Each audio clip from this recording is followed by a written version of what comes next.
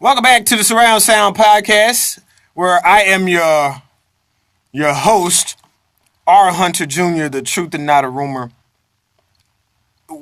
We had a great time with the author of the Heezy Hoopcast, Mr. Bread vs. Yoga. We talked a little NBA earlier in the show. Make sure you go and download the show from the iHeartRadio app or the Apple Podcasts. Either one of those joints will get you where you want to go as far as the show is concerned. And you'll be able to hear him. We also got into a lot of stuff as far as on entertainment section and entertainment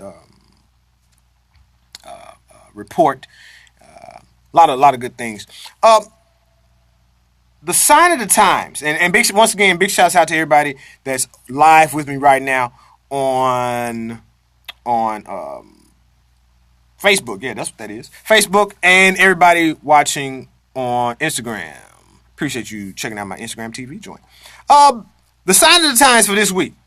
First of all, I have given you guys I've given you guys a summary, some of the best from some of our past sign of the times in the past like 3-4 weeks, just to kind of let you guys, once again know how we doing this thing, what we're doing with this thing. But on the sign of the times for this week, the title is False Prophets. Now, I'm very careful as I'm using that term, false prophets, because in no way am I saying that these people's hearts are not in the right place. The only thing that I would like to share and show is how sometimes we don't hold people's feet to the fire, and where they could possibly drift off into a false prophet type of mindset. And the whole term, the whole thought process comes from a J. Cole song, the one that you've just heard on this podcast. J. Cole recorded a song by the name of False Prophets back in 2016. It examined how we as purveyors of entertainment look at entertainers because they can do an art form real well. And that's cool if you can do an art form real well. It's thought by many hip-hop aficionados, though, that in the first verse of that song, J. Cole was referring to Kanye West. What that diggity dang. What a good place to start off. Kanye West, in the last week to 10 days, has had his name in the friggin' news more than anybody I know. Some of it's been good, some of it's been bad. Kanye West announced that he's going to have a biblical opera on the King Nebuchadnezzar. He had a concert at Joel Osteen's mega church in Houston. This dude even announced a joint song that he's doing with Dr. Dre by the name of Jesus is King Part 2. This man even wanted to change his name to Christian genius billionaire Kanye West. Just for a little bit, though. Just for a little bit. Now, what's interesting about this is before all of those things happened, Kanye sold about 32,000 copies of a gospel-themed album. Yes, we know that Kanye is a hip-hop artist, but he sold, I'm talking about just really went crazy on the gospel charts. Now, once again, and you'll hear me say this for all 4 people that I am referencing in this false prophets section. It's kind of interesting to me because one thing I do know about the Bible is that there's this saying that a rich man will have a harder time getting to heaven than a camel will getting through the eye of a needle. But you're changing your name to Christian genius billionaire Kanye West. Although just for a little bit. But I mean, he made Jesus walks. And if there is any song that really spoke to me in college, it was Jesus Walks. Because Kanye said, if you take away from my sins, you'll probably take away from my spins, and that will probably take away from my ends. Ends being money. And one day you'll be screaming about, next time in the club, everybody singing about Jesus Walks. But then you do a concert at the mega church.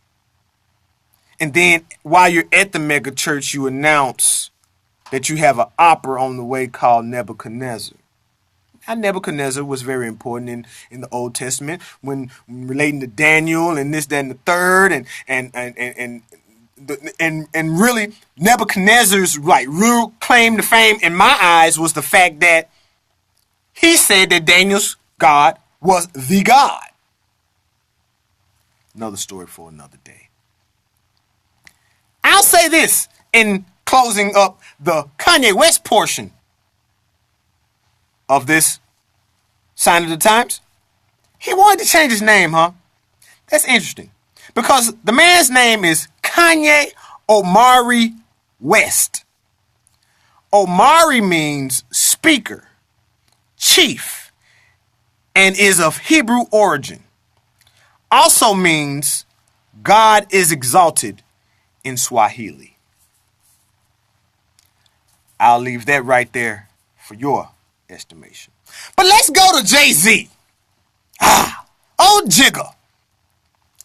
If there's one thing that I can say about Jay-Z, through all of his interviews, through all of his raps, in a time where so many rappers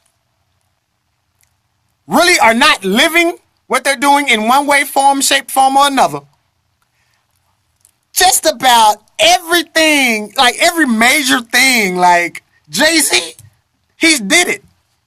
He has did it. When he got to a point, I remember on Black Album, he said that if he really wanted to, he probably would be closer to Talib Kweli as far as his rap lyrics. But he said, you know what? To really get the money, I'm not gonna be quite Talib Kweli. And I'm gonna give people a little bit more party joints, a little bit more non-substance rap music. But when I get the money, I'm gonna start that wave. Hence Kanye West, hence J. Cole. Well, back in August, Jay announced a new partnership with the NFL. He and Rock Nation would handle the Super Bowl entertainment for said NFL. Backlash is not even a word right now to describe that. Like he received major backlash for that. And now when it comes to the Colin Kaepernick thing, it's said, is he the fall guy? Did Roger Goodell make him the fall guy for the NFL? Because it's also said that Jay-Z orchestrated or helped to orchestrate this workout that we'll get to in a little bit. Makes me wonder, is the Jigga Man, is Hove a false prophet? Moving right along. Stephen A. Smith is a sports pundit on ESPN. And he is highly fulminant over Colin Kaepernick. What's interesting there is, as angry as he is over what Colin Kaepernick has and has not done, one thing Smith has done in the last month or so is signed a very lucrative deal with ESPN. So it makes me wonder, after you sign such a lucrative deal, could there be any puppeteering? Could there be some people that want you to be the spokesperson for a certain mode of thinking? I don't know. But it's been a lot of people saying that, you know what? Let's trade Stephen A. Smith for other sports pundits. Lastly, Colin Kaepernick. Like, to even like gain the total thought process from Colin and what has went on since 2016, we got to kind of do it in a timeline. I've used 2 pieces of paper for this. Like, okay, let's get the understanding. We have something that Colin Kaepernick is doing politically. We have his job, and then we have how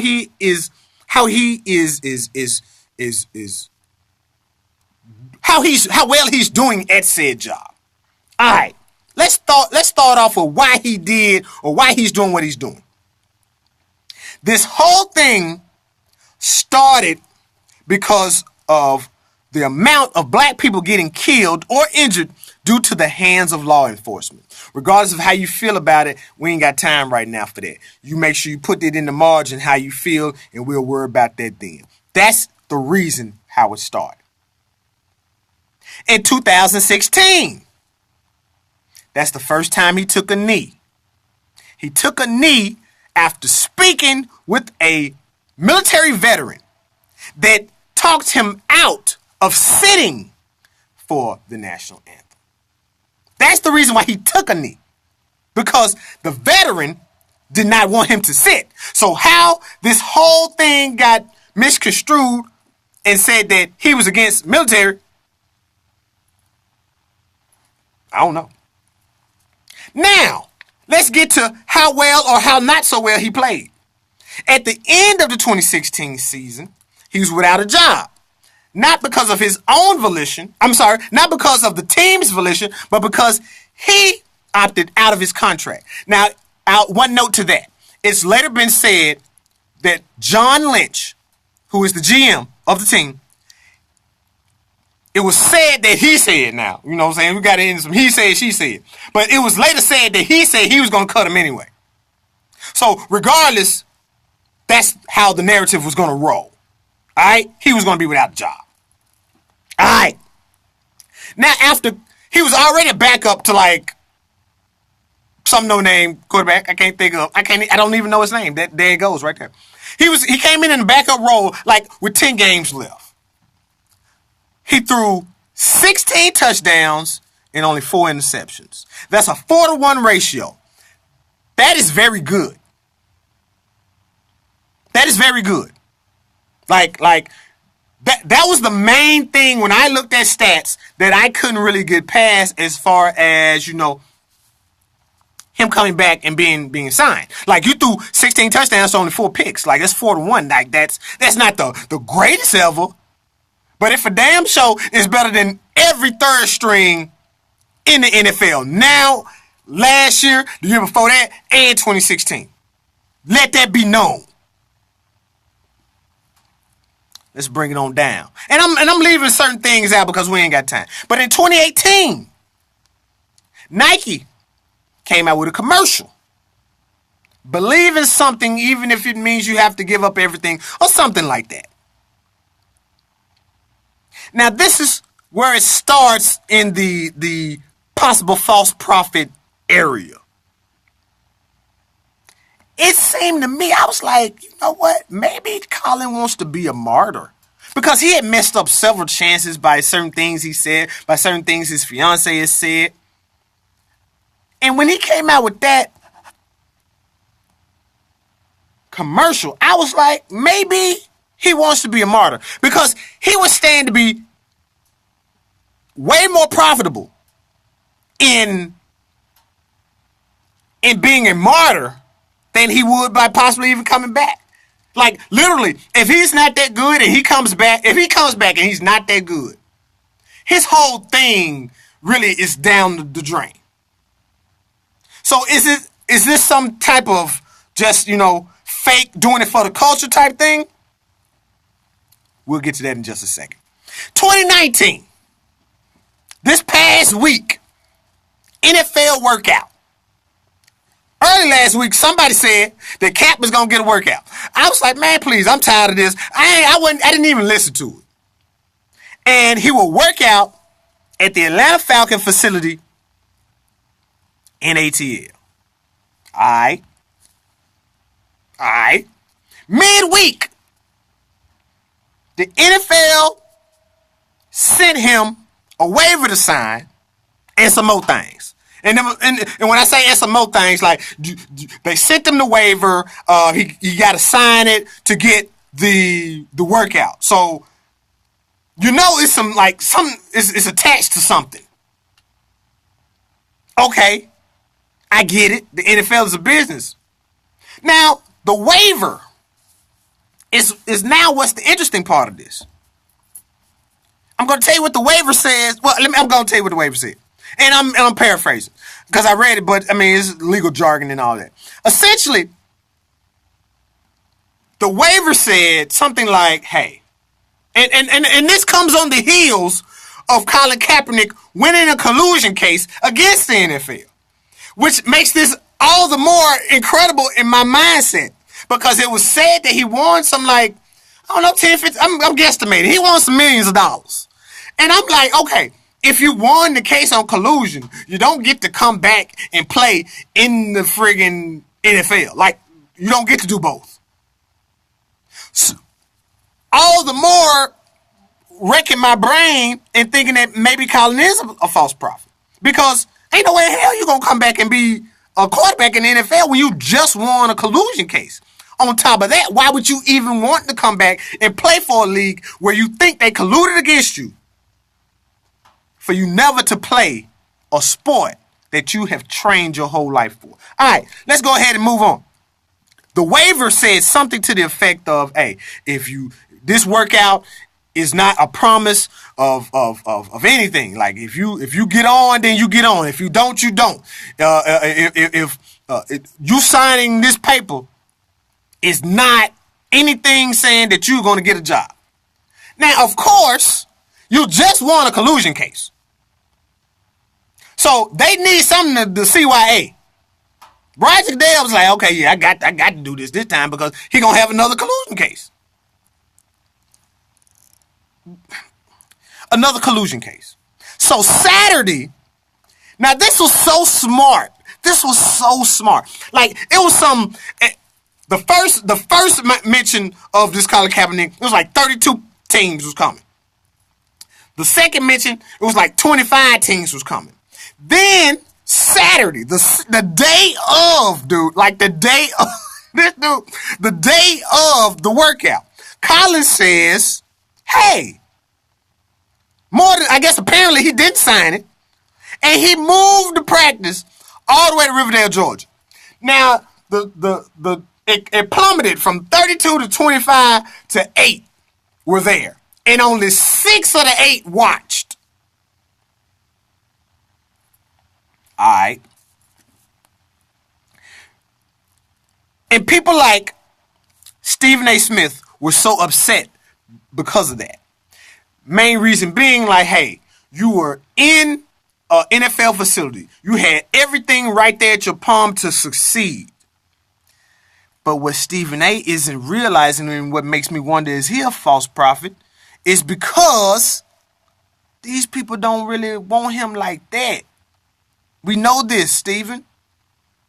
But the counter argument made me think that Colin is the false prophet because you did have everything in your fingertips, like it's controlled environment. But what's awfully funny, though, where the NFL comes back in it, they didn't want Colin to have his own receivers, and they didn't want him to have his own media camera crew. They eventually caved in on the receivers, but they didn't cave in on the media.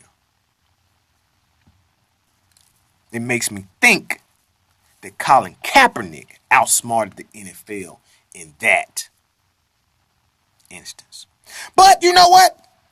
As I come down to the end of this thing, we have 2 more. We got 2 more things. First up, these things challenge the narrative of Colin Kaepernick.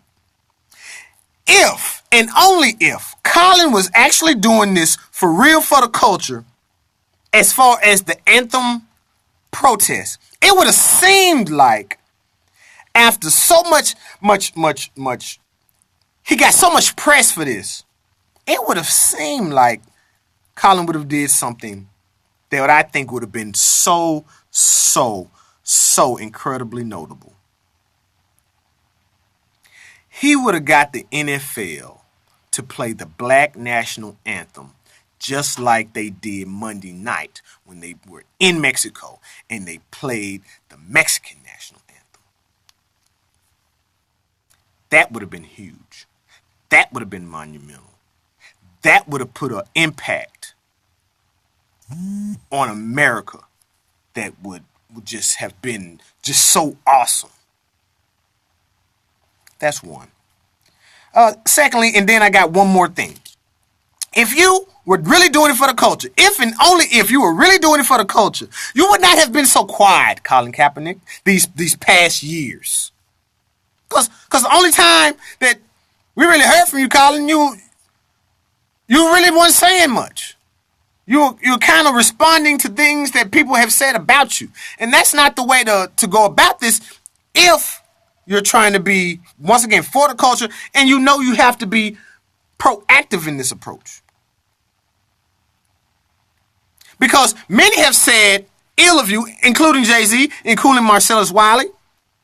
If you're really doing this for the culture, if you're really doing this for the people, you in some way have to mobilize and monetize the march, the protest, into dollar signs for the people. But I'll say this in closing. I saw Colin Kaepernick had on a Kunta Kinte shirt. And in the article that I saw, it said something to the effect that Colin Kaepernick is associating himself with a slave. And in the picture, the shirt said Kunta Kinte. Now this made me mad because now you have totally missed the point on Colin Kaepernick wearing that shirt. Let us not forget, Kunta Kinte was the name of the slave that wanted to be free. If his shirt would have said Toby, then he would associate it with the slave. But LeVar Burton and Kunta Kinte said they were free, regardless of if I'm in bondage or not. So it almost makes me wonder again. Colin is saying that, hey, even if you give me the job or not, I'm still free. I don't know who the false prophet is. Hopefully we'll see. For super producer Troy in the booth, for Matasha Navarro, for Nicole and Laverne, I am the host of the Surround Sound Podcast, R. Hunter Jr., the truth and not a rumor. In the words of Jerry Springer, the scholar, be good to yourself and each other. See y'all next time. Have a good Thanksgiving.